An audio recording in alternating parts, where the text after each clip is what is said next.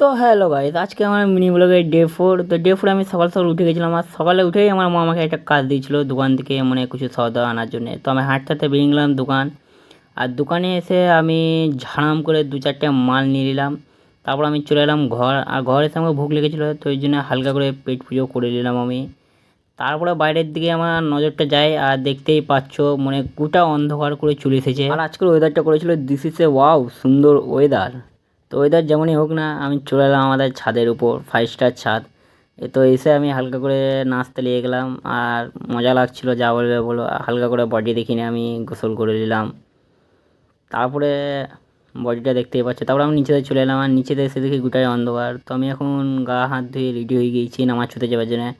আর এখনও পানি থামেনি, তাই বেশি দেরি না করে আমি পানিতে ভিজতে ভিজতে চলে গিয়েছিলাম মসজিদ নামাজ পড়তে। তো আমি এখন নামাজ পড়ে চলে এসেছি, আর এখন খাওয়া দাওয়া করবো। আর আজকে আমাদের খাওয়া দাওয়া তো করেছিল বিরিয়ানি। তো আমি এখন বিরিয়ানির মজা নিই। তারপরে তোমরা যে আমার চ্যানেলটাকে ফলো করে নাও, যাতে নেক্সট ব্লগগুলো তোমাদের কাছে আসতে